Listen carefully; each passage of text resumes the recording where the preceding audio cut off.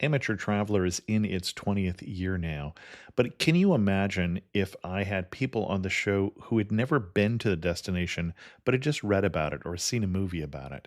That wouldn't make any sense at all, and you wouldn't listen. We all know how important it is to receive advice from people who know a destination to get the most authentic local experience.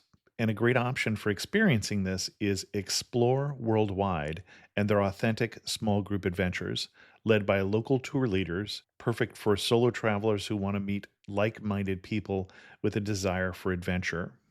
I'm often an independent traveler, but two of my last three trips were with small group tours because they organize everything and it's a lot easier. If you want to recreate the tour I did to Malta, they have a Malta and Gozo Discovery Tour. I'm intrigued by one of their tours called A Taste of Sicily. The company again is Explore Worldwide, and visit exploreworldwide.com to learn more. And thanks to Explore Worldwide for sponsoring this episode of Amateur Traveler. The nights are long, the days are short, and the weather is chilly to downright cold, depending on where you are. It's a good time to slip into a Quince iconic Mongolian cashmere sweaters, which start at only $50. You can treat yourself to everyday luxury at an affordable price with Quince. If you really want to dive into luxury, you can check out their leather handbags, washable silk shirts, and European linen sheet sets. Whatever you're looking for at Quince, all the prices are 50 to 80% less than similar brands, and they do that by partnering directly with top factories and cutting out the middleman. They only work with factories that use safe, ethical, and responsible manufacturing processes. And of course, they use premium fabrics and finishes for that luxury feel in every piece. But you've already heard me rave about my Quince travel pants. Treat yourself this winter without the luxury price tag. Go to quince.com/traveler for 365-day returns plus free shipping on your order. That's QUINCE.com/traveler to get free shipping and 365-day returns. Quince.com/traveler. And thanks to Quince for sponsoring this episode of Amateur Traveler. This episode of Amateur Traveler is sponsored by Ride Guru. Ride Guru is the Expedia of ride-hailing services. They know which ride-sharing company to call in over 70 countries, so you don't have to. Check out their service now or when you travel at ride.guru. I got my bags packed on a roll. I'm heading out there and I'm ready to go. I'm looking real good in my passport photo. Amateur Traveler, episode 539. Today, the Amateur Traveler talks about beaches and wine and braais, penguins, and Nelson Mandela as we go to Cape Town in South Africa.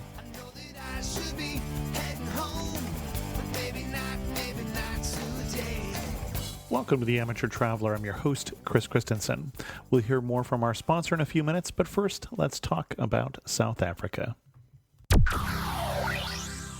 I'd like to welcome to the show Annika Ziehen from MidnightBlueElephant.com, who's come to talk to us about South Africa. Annika, welcome to the show. Hey, thank you very much, Chris. Glad to be here. And I say South Africa, really what we're talking about, we're going to focus in on the area of Cape Town, which we've done a show on Amateur Traveler before, but it's been 10 years, so it seems like a good time to revisit. Why should someone come to Cape Town? Honestly, it is the most beautiful city in the world. It's regularly voted by people who have seen more places than I have so far. It really has a stunning geography and the mix of mountains and ocean. I always find that very attractive in a city. And to that, over the last couple of years, has really come a great food scene. There's lots of interesting coming out of Cape Town's kitchens, a great art scene. There's music. There's obviously wine, which makes everything better. And to that comes a really unique mix of people. So all around, it just makes for a very interesting and pleasant at the same time holiday destination. Well, and we should say, because I failed to earlier, what is your connection to Cape Town? 2 of my mom's siblings moved to Cape Town over 50 years now. And I came here for the first time when I was 16, and I immediately fell in love with it.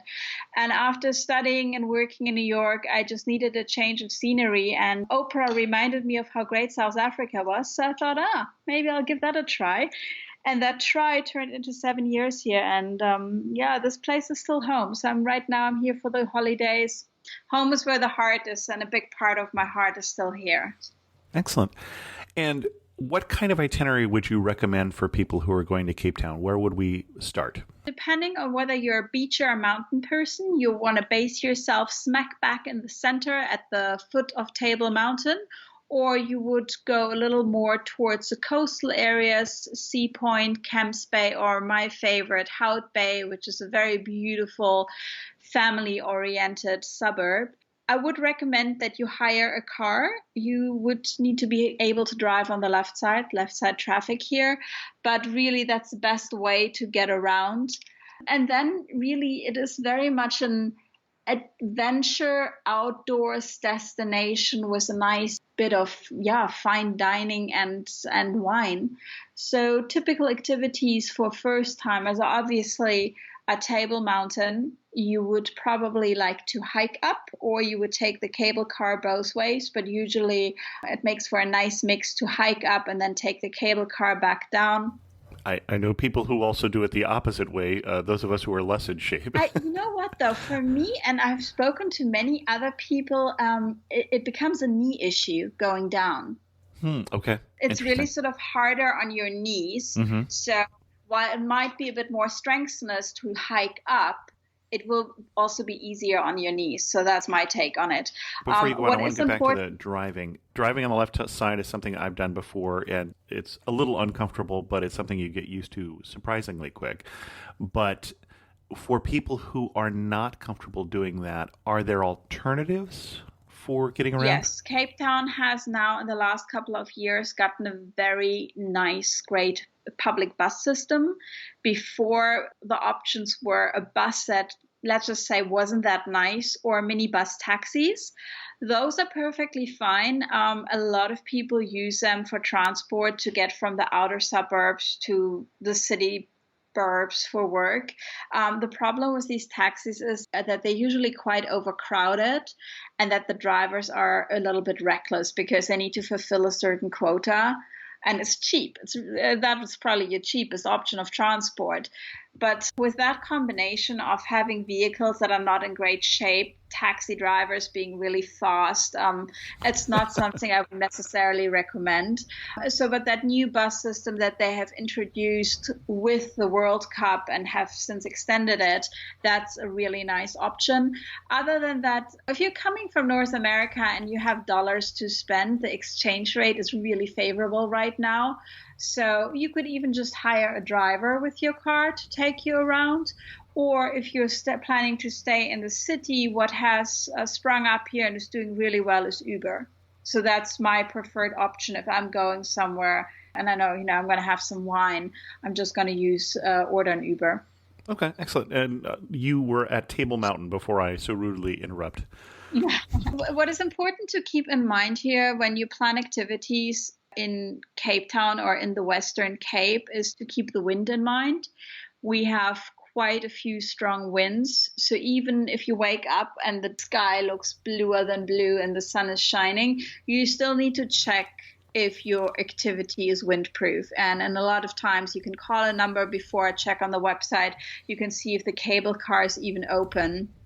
And sometimes for the undiscerning eye, it may look, it's a perfect day. And then you get outside and you have a southeasterly blowing, and that will not be pleasant. Or in the case of the cable car, it won't be possible. So that's just something to keep in mind. Now, is that going to be more common some times of the year, which leads us into the question, what is the best time of year to come? My preferred best time is March. I might be subjective because that's my birthday month. And I love the fact that for the first time, my birthday was actually in the height of summer, not in winter. So that was nice for me. I think March is pretty perfect. Over Christmas and New Year's now, the crowds are just insane. You can't get a table anywhere. The traffic through the beach areas just to get to the beach is insane. And I would definitely avoid the holiday time here. But in March, you still have really nice, warm, sunny days. The wind has eased a bit. Usually the wind is worse in the height of summer. The wind will have eased a bit. So you still have nice beach weather, but it's not scorching anymore. So that is really, for me, it's my favorite time. And when you say scorching, what is scorching in Cape Town definition? Probably about mid-30s. Oh, okay. And then That's not too bad. the nice thing is for people, it doesn't really get humid here. And I know I personally love humidity and people look at me like I'm crazy, but that's a big plus for a lot of people who say, yeah, I can do heat, I just don't like humidity. You will find very little humidity here. But then when you head out of Cape Town towards the winelands, Paarl, Stellenbosch, those areas are surrounded by mountains and you'll easily get into the 40s then. Okay, so and for my Fahrenheit crowd, 35 or mid 30s would be about 95 Fahrenheit, and 40s would be way too hot. Yeah, exactly. But another season I do want to talk about, which a lot of people underestimate, is our local winter. So that would sort of be May till August. And that is also a time of the year, if you're not here for the beaches, that I can highly recommend. It rains. It does rain. I won't lie. Well, this year it actually hasn't rained enough. So there's a big drought problem here now. But usually it will rain a little bit. But then you also get beautiful days in the low 20s. And now what is happening? It's off season. So the locals come out more. You will find the best deals on beautiful hotels. You will get tables and really nice deals in all the great restaurants. Also for divers and surfers. I'm a diver, but I've heard also for the surfing, the waves are the best. And everything's coming really green. So for people who like the outdoors, who like hiking, who like being in nature, that's a really nice season, because towards the end of summer, and it's already starting now because of the water issue, it's starting to look a bit brown. So winter really is a nice season also to be here. Okay, and then again for Fahrenheit, low 20s, we're talking basically room temperature, so very comfortable. I mean, as I said, it does get a bit colder, it does rain, but we have had many beautiful winter days just sitting out on the balcony and drinking wine out. So that also happens. The weather sounds in that fashion just maybe a tad warmer than here in Northern California, or what we would get if we go inland. And again, being a wine region, that's not too surprising that fairly similar, except obviously the opposite because of the Southern Hemisphere. Or is there anything else we should know while we're at Table Mountain? I should pause and say, is there anything else we're doing besides a hike and taking pictures of the city, which is right below the mountain? No, you would walk around there. For people who are not into hiking or who like me are very afraid of cable cars, you could also just take a drive up to the opposite hill, which is Signal Hill. There's a car park all the way on the top, and you get the same beautiful, well, not the same, but you get a pretty stunning view of the whole city, 360-degree view, and you also get the view of Table Mountain, which is nice, which might be a nice alternative if you happen to not be able to go up Table Mountain because of the wind. If you are adventurous, this would also be the place to do some paragliding from, which I have done, and that is really, really fun. Wait a second. You're afraid to go up in a cable car, but you've done paragliding? Yeah. Would you care to explain that? I've realized I've developed a weird fear of heights in that I don't mind looking down, but when I'm sort of halfway up a man-made structure, I get really scared looking up. I know it makes no sense. I know that. But even when I was paragliding, I could look down, but I wouldn't look up at the chute. That really scared me. Okay. And paragliding, how much training does one have to have? I mean, it always looks fascinating to me. It always looks amazing. Well, you always do tandem. You always do tandem. Okay. Yeah. Unless you're going pro, you always do tandem. So they will strap you in and your guide will strap himself to you. And then you just need to do a little bit of running and he'll tell you, don't stop, you run even if you can't feel the ground, and then off you go. And that's Yeah, that's really fun. And it's a nice activity because I think you don't need to leave the city very far to do it here. And you get stunning views over the Atlantic, over Greenpoint Stadium, all the mountains in the background. So I think it's a cool activity. Let's take a break here and hear from our sponsor. This episode of Amateur Traveler is sponsored by Ride Guru. If you were at the Reichstag in Berlin and you wanted to go to Kurfürstendamm, would you hail an Uber or a Lyft or a Didi Chungdung or a Grab or a Gojek or a My Taxi or a Fasten or a Hallo or, well, you get the idea. There's getting to be more and more different options, and the options are different depending where you are in the world. Ride Guru is a solution to that problem. They let you concentrate on where you want to go, and they'll worry about what the best options are for you. They currently support over a dozen different ride-sharing options, and that is growing, and in 70-plus countries around the globe. Ride Guru is brought to you by the same company that brought you Taxi Fare Finder. Ride Guru will show you all the available options, how the price will compare, and even how much the driver will make. Additionally, they have an Ask a Ride Guru forum full of travelers like you, drivers, riders, and industry experts. Check them out at ride.guru and thank them for sponsoring Amateur Traveler. For those not as adventurous, which is the big thing here to do, if you don't want to go all the way up Table Mountain, you would do a hike of Lion's Head, which is sort of, you have Table Mountain, you have Lion's Head, and then you have Signal Hill. Mm-hmm. And it's called Lion's Head because when you're coming into the city, you'll see it's shaped like a lion's head. Okay, you need a bit of fantasy for that to see that. But so that is a pretty famous hike. Usually Cape Townians love to do it when the moon is full. So you go and, hike in the moonlight. I would still recommend to bring a torch because the moonlight is actually not bright enough, and it is a steep hike. And when we say a torch, for those of us with U.S. English, we mean flashlight, just in case anybody didn't do that translation. We're not bringing torches and pitchforks, so that's a whole different podcast. But I didn't even think about that anymore. And I lived in the States for so long, I forgot that word. I never used a torch or a flashlight when I lived in New York. So, so you would bring a flashlight or a headlamp or something to that extent. You'd wear good shoes, you bring something to drink. And then it's really a bit of a social happening. And it's funny to see from the city, actually, at night, you'll see like all the little lit dots making their way around Lion's Head and going up and going down. Yeah, so that I think is it for the sort of main hike things. I mean, there's so many hiking routes for nature enthusiasts in and around Cape Town. Do you have a favorite one? I'm not the most avid hiker. I personally love going to Newlands Forest. Okay. It's a suburb towards Muizenberg, which is one of the beach areas. And it's just to me, it always looks a bit magical in there. It looks like you get this very distinct flora and fauna, which has lots of fynbos. And I always think there should be dinosaurs flying over the area. It just looks very ancient. Yeah, it's close to one of my family's houses. So we'd go there with the dogs and just take a walk. And it's easy. It's not really hiking. It's easy walks, but it's really, really beautiful. The other one is Kirstenbosch Gardens, Kirstenbosch Botanical Gardens.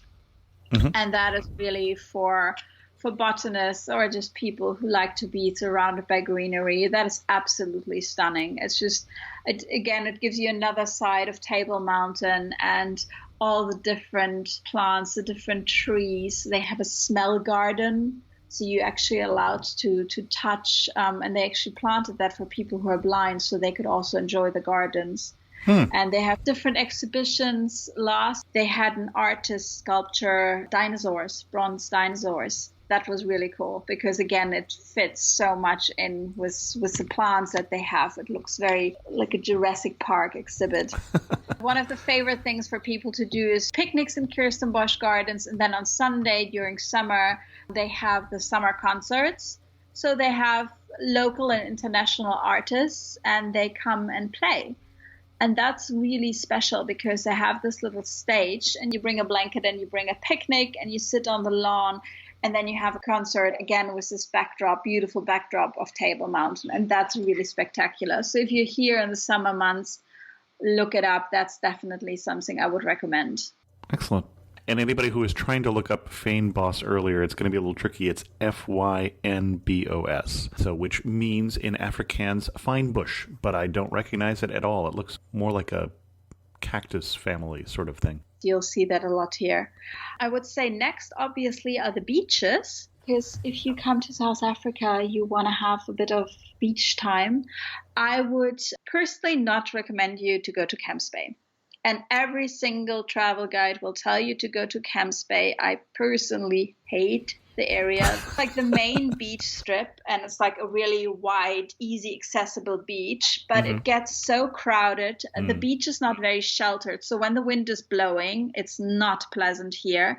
And all the restaurants surrounding, they're very pretentious. Let's just put it this way. Okay. Not one of my favorite. But if you're coming from town, if you're driving just before Camps Bay, there are the Clifton beaches. They're called Clifton 1, 2, 3, and 4. Very innovative names. And those are small little beaches that are quite sheltered. And Clifton Fourth Beach is sort of the cool beach. That's where all the cool kids hang out. We usually go to Clifton First Beach. It's just a bit more family oriented. And those are just really pretty cute little beaches close to town, which is obviously one of the big draws for Cape Town. You don't need to drive far to go to the beach. Well, and if we were on the bus lines, it looks like the buses go right to the beach. So Exactly. yeah. Exactly, they do. And again, if you happen to be here over a holiday time, I don't know, walk or take a bicycle because you'll be on the bus for a long time because the traffic in that part of town is ridiculous. A word of warning or a word of advice, water is very, very cold. Okay. That's something I think a lot of people forget. So while it gets your 30-something degrees, the water in summer will probably be between 16 and 18 degrees. Oh, okay. That's now cool. I'm still in Cape Town. In my mind, I'm speaking of the Atlantic side. If you go over to the southern peninsula towards Muizenberg, the water is going to be significantly warmer there. Okay. And 16 actually is not as cold as I was thinking when doing the conversion. That's be 60 degrees Fahrenheit, which is not as cold as the water here in Northern California. So just Okay. I heard someone who knows more about weather should confirm that, but I heard that it actually is colder in the summer because then we get ice from the poles that is melting. So we get like Antarctic currents. Interesting. That's not something one would guess. No, I mean, it's definitely colder in summer and a little bit warmer in winter. But I mean, if you wanted to have a little bit of warmer water, you would either need to go all the way to Durban, or if you want to take a little day trip away from Cape Town, take a car and go up to the West Coast National Park. It's a beautiful national park. You will see ostriches, you will see little bockies, springboks or such. Which is in the deer family.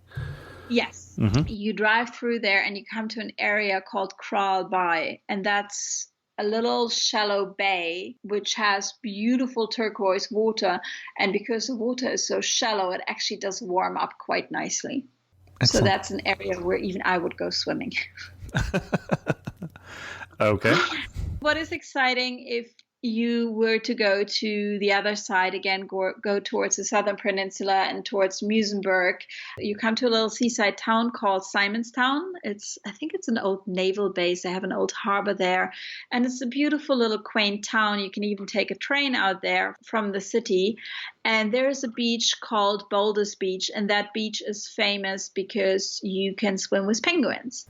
Right. So that's definitely a reason to get into the cold water, because that's quite an exciting thing when the penguins swim all around you and under you. And yeah, that's exciting.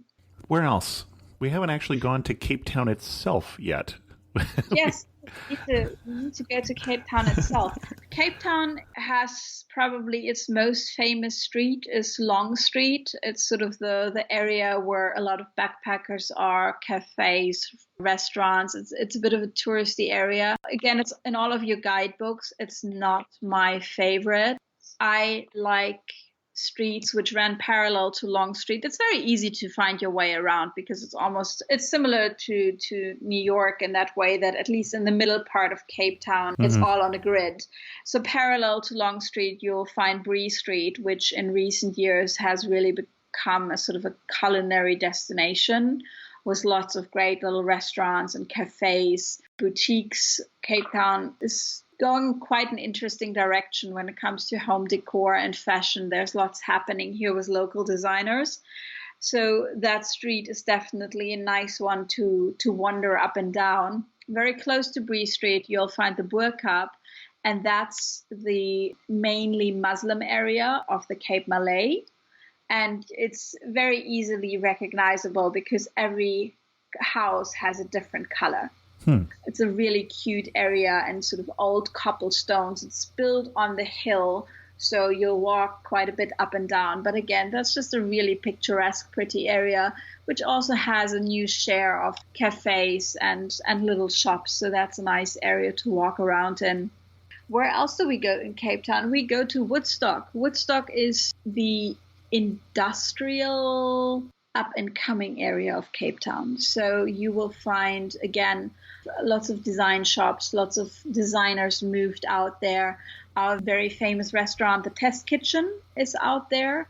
And that started a little, well, not they started it, but with that, it has become a very trendy area of innovative design, of little local businesses doing cool things. There is on Saturday, the Test Kitchen is in a place called the Old Biscuit Mill. And that's a little, I guess you could say it's a mall housed in this old biscuit mill. But it's really prettily laid out with little shops. And every Saturday, which people love, locals and visitors alike, they have the neighborhood market. And that is a really nice market with your sort of usual market stalls for flowers and groceries. But then you get your specialty things. You have the Mushroom Man, you have your hipster gin bar and all those sorts of things. So that's a nice place to either do your shopping or to just hang out, have a glass of bubbly, have a Saturday breakfast, sit on hay balls, listen to some music. And again, it's one of those things that I like because it's really an attraction where visitors and locals alike will come and mingle. And you said sitting on hay bales, right? Hay balls, yeah, hay balls. Okay, hay bales, but that's sort of the opposite of pretentious. Yeah, well, it's sort of hipster. They're specially made hay bales, and you're drinking nice overpriced gin while you sit on them. All right. Again, that is an area which has lots of design treasures to discover. Some new galleries. I must admit that Cape Town has quite a nice art scene. I'm not a big art fiend, but there is the Stevenson Gallery, for example, which is really great, the National Gallery. So art-interested people will definitely have their share of things to discover here too. Now, a couple places that I know are on some tourist lists there. One is going to be Robben Island. Yes. I think you should go. I must shamefully admit, for one reason or another, I have yet to go. Okay, and we're talking about a place that became well known because this is the place where Mandela and other people were housed. It's a prison. Yes, I've heard great things about it, and I think it's definitely a must-see place because he is such an iconic figure in the history of South Africa. And even if you look at politics and the face of the country today, the history of this country is still so important in today's life, the good and the bad. And Madiba was such an iconic figure of this country, what he stood for, his fight. Actually, I was in Durban, and in the area they have Madiba's capture site. And with a little museum and this beautiful statue. And it's just walking through there again, just brought back to me the struggle of apartheid that still shows today and for many, many people, and just what he did for the country. So yes, Robben Island is definitely something if you're interested in history in general, but especially if you want to get more of an insight to the country and what still shapes the country today from its past. It's a place you shouldn't miss. Again, though, you go out there with a ferry, you need to check the weather. The ferry doesn't go in every weather. And it looks like it goes from the main harbor area. Yes, and that's an area, the V&A waterfront. V&A, Victoria and Albert, I'm assuming? Yes, it's touristy, but has a nice mall. It has some nice shops and restaurants for fresh seafood. So it's definitely for a little stroll. And if you want to buy some souvenirs or some things, and you don't want to search for little boutiques, it's all there, and it's nice. It's nicely laid out, I think. So. Well, and I've heard good things from listeners of the show, actually, who've been to Cape Town about the Two Oceans Aquarium, which is right near there.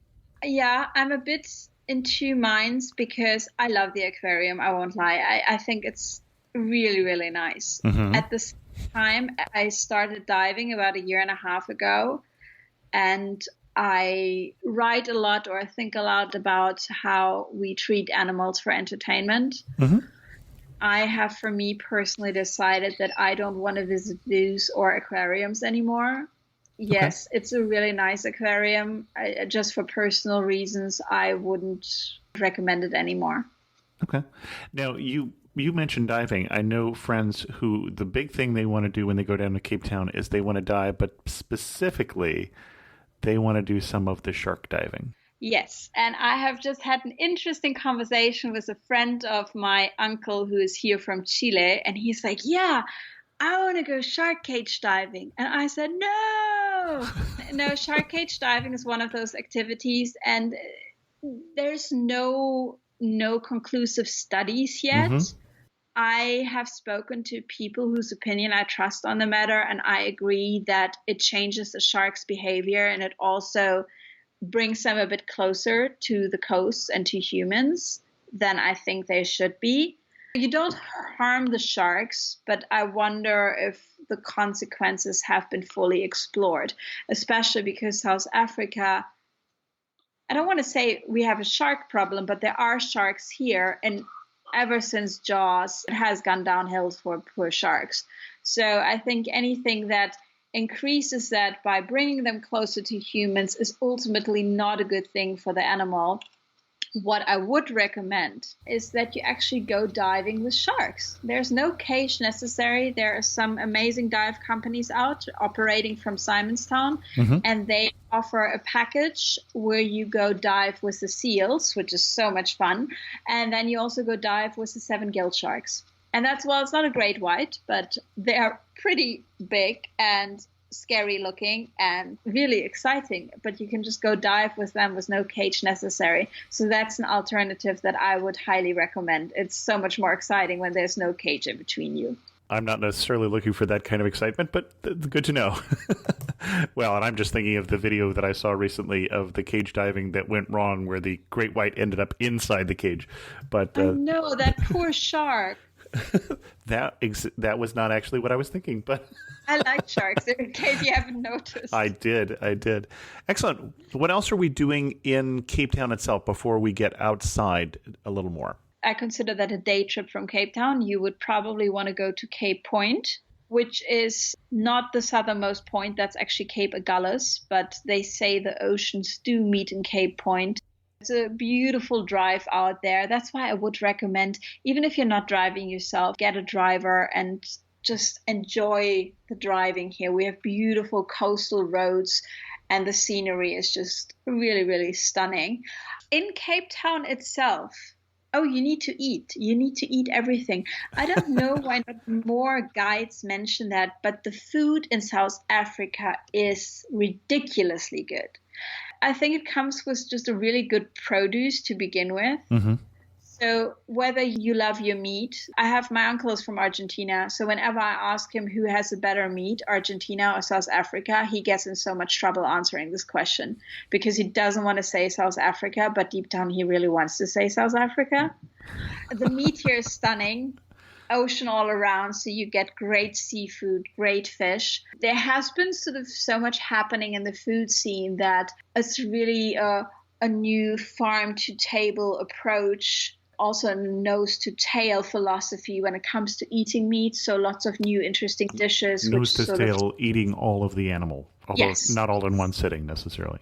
Yeah, so you get lots of interesting cuts and maybe things that you wouldn't necessarily consider. You'll see that even in fine dining restaurants here.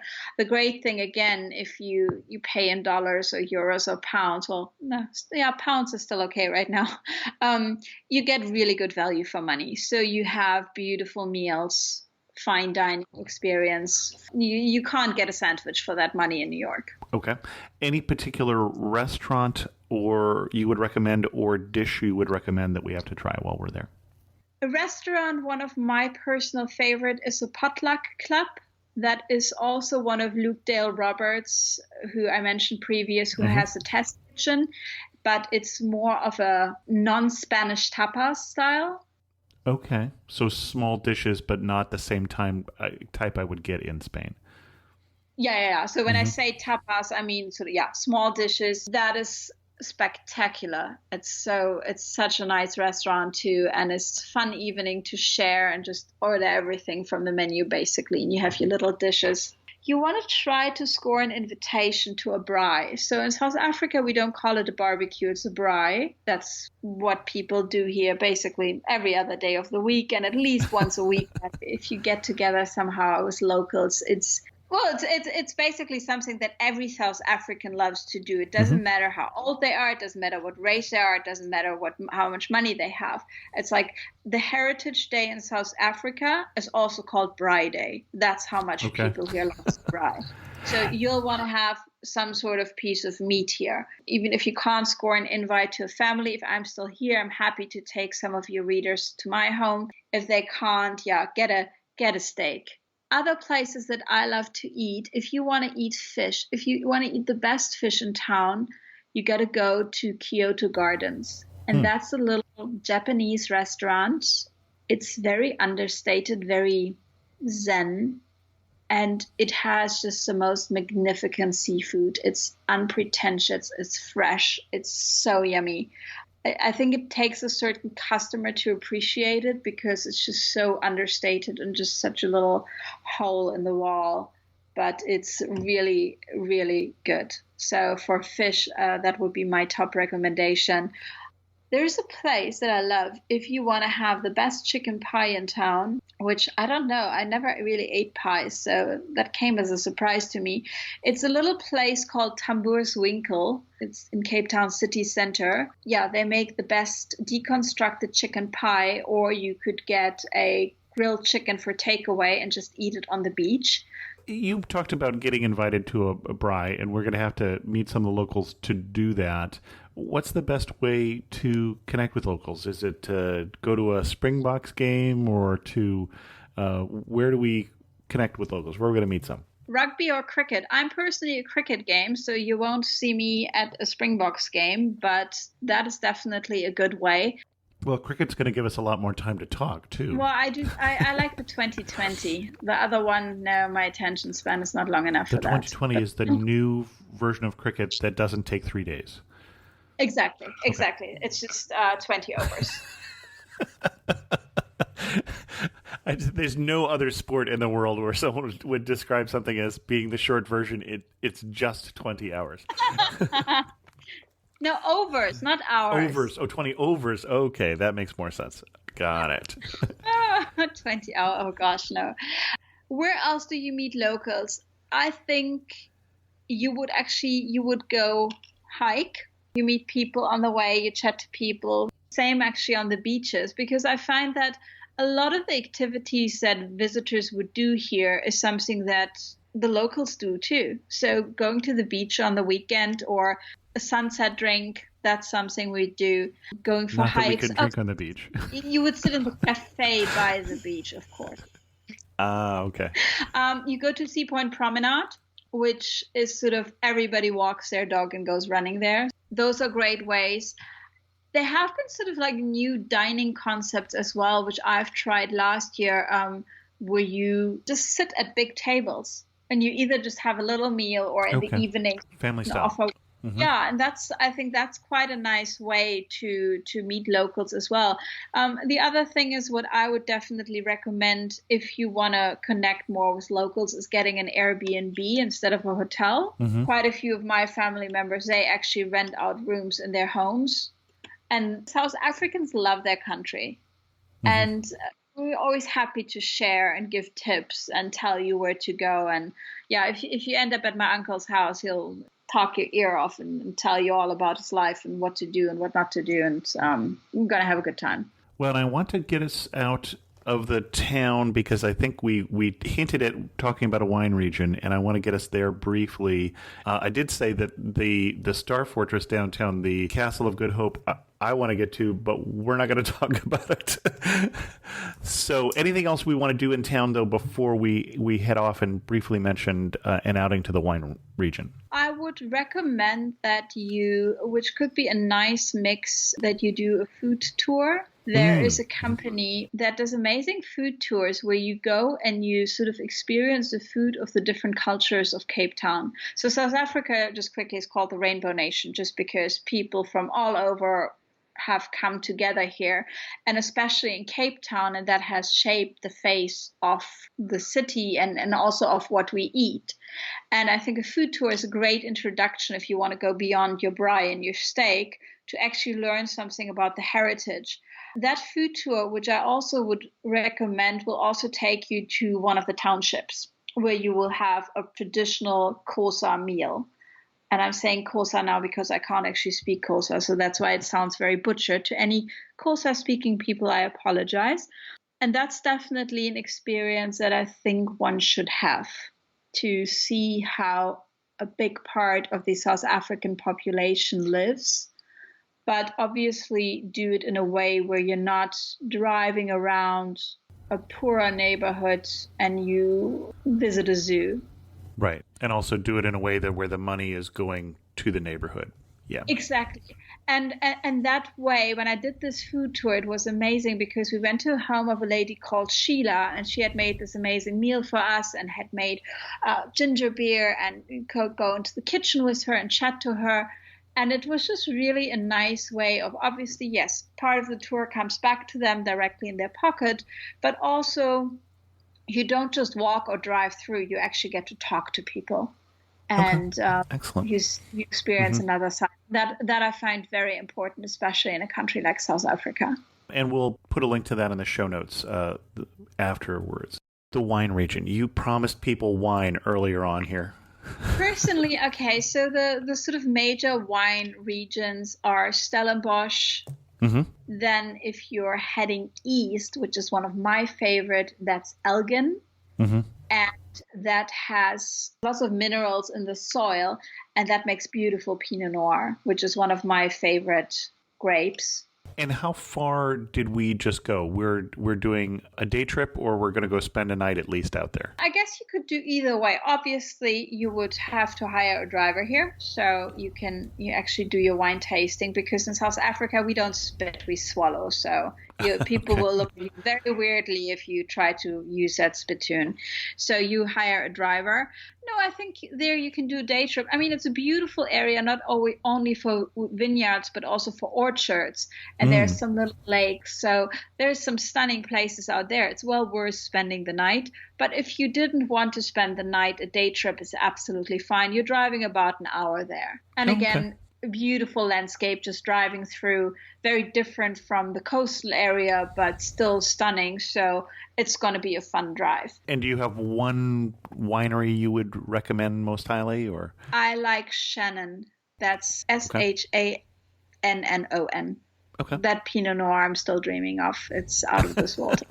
Then you go to Stellenbosch, and Stellenbosch is a really cute little university town. Beautiful old buildings, and that's definitely worth an overnight stay. You don't have to. It's just a little behind the airport, so you're there in half an hour, 40 minutes. But that's well worth a stay, and there's some beautiful vineyards where you can also sleep, so that's always nice. There is a wine estate called Warwick, where you can have a picnic by the lake with your wine tasting. Oh, and there's another place that's one of my favorite. It's called Babylon Storen. It's not so much a wine farm. They do have wine, but it's gardens.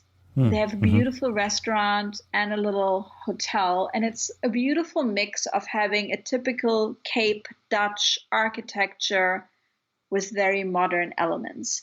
So you will find a lot of the wine farms have this Cape Dutch architecture, which is beautiful, but it repeats itself as well. And in Babylon Store, they have sort of mixed that up a little bit. And you can either just go in there and walk through the gardens, or you can have a lunch there, or you can spend the night. It's just one of those places where you just, I don't know, you just arrive and you walk around and you're connected to nature, and everything that you eat there comes directly from the garden that you've just walked through. That is definitely a place I would recommend for, if you don't want to stay there. It's a little bit on the pricey side, but I would just recommend that for a nice leisurely lunch. Excellent. Anything else we want to talk about in the region around Cape Town before we start to wind this down? I could mention that there is, which is a bit hard, the Western Cape per se doesn't really have a lot of big game farms. And I know that's such a big draw for people coming to South Africa. However, there are two farms. One is called Aquila, which is about an hour and a half out of Cape Town, which is small. You'll definitely see things, but it's sort of on the fence of being a game farm and being a zoo a bit. But it's a nice experience where you'll see some exciting animals. The other place where you'd need to take a 4-hour drive approximately is called Botlierskop. And that's really nice. You have luxury tents, you do both jeep safaris, and you can do safaris on horseback, which is really exciting. And that's definitely a place I would recommend going if you want to see some animals, but you don't have time to go to Kruger or one of the other big places. Okay. Yeah, and that's really where more of the game parks are, is the other end of the country. So yeah, I've just recently, as I said, I've been to Durban, and from there we went to a place called Pinda, and that was absolutely stunning and so fun. But that's a different holiday, or you would need to at least take an inland flight. I should mention that South Africa has lots of like cheap national airlines these days. So it is quite easy to get around from Cape Town to Johannesburg or to Durban with a national flight. So it's not impossible to connect it. Well, and if people want to know more about that area, we do have a show that we've done on Johannesburg, and we actually have a show on Lesotho as well as on each of the neighboring countries. So if you're having a longer trip, we have some resources that will help you plan that too. Definitely recommend to go to Lesotho. It's a stunning country. One warning you would give. Don't leave anything in your car. Okay. Especially in view. Yeah, we usually leave the cubby hole open. Oh, really? Okay. Just to show that there's nothing hidden in it. Yeah, it's just the unfortunate truth is that and I've had friends who had like old sneakers stolen out of their car, and I had my car broken in and had my old Bikram yoga mat, which was really stinky, stolen. And it's often things that you wouldn't even consider valuable enough, but unfortunately for some people it is. And then you just have the hassle of having to get a new window and all of that, and the insurance. And it's just annoying and a lot of hassle. So that's something to be mindful of. The rest in terms of security, I would say, is the same as in any other big city. But again, just be mindful that what may not be particularly valuable to you might have a lot of value to people here. So that's just something to keep in mind. And also do not feed the monkeys, and be careful with them. They steal stuff and they can bite you. And keep a safe distance. My cousin, when he was a baby, almost got stolen by a monkey. Oh my gosh. No, they're called baboons, and you'll see them everywhere. And it's quite fun because they sit on the side of the road. And obviously, if you come from a big city, that's something you're like, ah! But they can be quite aggressive. So that's just something, keep your distance and keep your food safe. Best day of the year to be in South Africa, in Cape Town? I guess Heritage Day would be fun.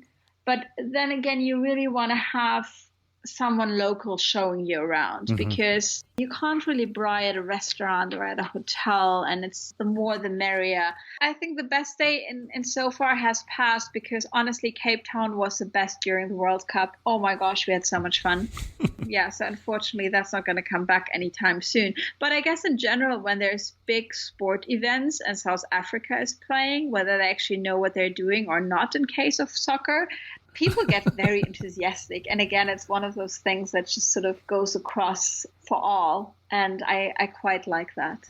Anything else we want to say before we get to my last 4 questions? Get a local SIM card, bring your passport and a proof of address, as I just learned, just something practical. Okay, good to know. You're standing in the prettiest spot in Cape Town. Where are you standing and what are you looking at? I'm actually in the car and I'm driving along Victoria Road, coming from Camps Bay, going to Hout Bay.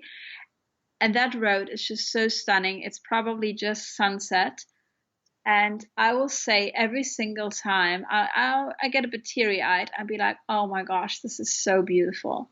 And my friends would always laugh at me because I lived here for 7 years. And every time I would go there, and my family lives out in Hout Bay, so I'd go there fairly often. But every time I drive this drive, I'm just like, this is so beautiful. Life doesn't get any better. So that's definitely a drive to take. And there's plenty of places where you can just stop on the side of the road to take pictures, or actually not, and just put your camera down and enjoy. One thing that makes you laugh and say only in Cape Town. There's lots of people when you stop at a traffic light who come to sell you stuff. And sometimes useful stuff, sometimes not so useful stuff. And yesterday there was a guy who, I think he was collecting trash and was then asking, they do that often, so they'll take the trash out of your car and then you'll give them a few rent. And he was wearing a hat, which he made himself, with lots of different cups sort of stuck to the hat. Like plastic cups and things? Okay. Yeah. Like McDonald's paper cups. Each cup was for a special coin. So he had a big one for 2 rand coins, a bigger one for 1 rand coins, and a smaller one for 5 rand coins. And my uncle was just chatting with him, and he just, it makes me happy and it breaks my heart at the same time. And you see a lot of people here that are a lot less fortunate than I am or that we are. And he just had such a good spirit. He was so fun and so friendly and always laughing. And that's just something you also only see in Cape Town. Finish this sentence. You really know you're in Cape Town when what? When you walk over the sidewalk and you see a little basil plant on the sidewalk and you wonder, that could be mine. That looks like the same I had on the balcony. And then you realize, yeah, southeasterly was blowing. My basil plant blew off my balcony. And if you had to summarize Cape Town in 3 words, how would you summarize it? Home. Okay.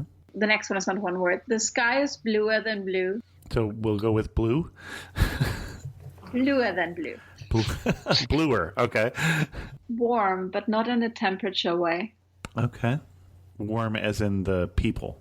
Yeah, warm is in the feeling it gives me. There's a warmth to it. It's just you arrive here and the city just embraces you. Our guest again has been Annika Ziehen from midnightblueelephant.com. Annika, is there a particularly great article that you've written about Cape Town that we can find on your blog? I've written several. One is actually called The World a Place to Call Home, which is in direct reference to Cape Town and how it makes me feel coming home. And another one, which might be interesting because I mentioned that before, is the great things that you can do here in winter. Excellent. We'll put links to both of those in the show notes. And Annika, thank you so much for coming on The Amateur Traveler and sharing with us your obvious love for Cape Town. Thank you so much for having me, Chris. It was a pleasure. In News of the Community, I heard from a few people, not a lot of people, that said they still do like the enhanced version of the show, so we're planning to continue to do that, at least in the short term. On the show that we did on Milwaukee, I heard from Kevin. Kevin wrote, another nickname for Milwaukee is the City of Festivals. That I did not know.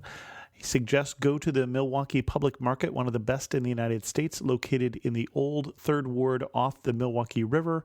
You must visit the world-class art museum. Nowhere else in the world will you see thousands of people tailgating before a baseball game like the Milwaukee Brewers fans at Miller Park. Finally, there are more bars per capita in Milwaukee than any other city in North America. Friendliness exudes in every place in Milwaukee. Okay, I'm done. I wasn't able to verify more bars per capita in Milwaukee. Looked to me like it may be 6, depending on which list I looked at. But thanks for the feedback, Kevin. With that, we're going to end this episode of Amateur Traveler. If you have any questions, send an email to host@amateurtraveler.com, or better yet, leave a comment on this episode at amateurtraveler.com. Don't forget about the trips to Japan and India. If you have any questions about that, drop me an email. And as always, thanks so much for listening.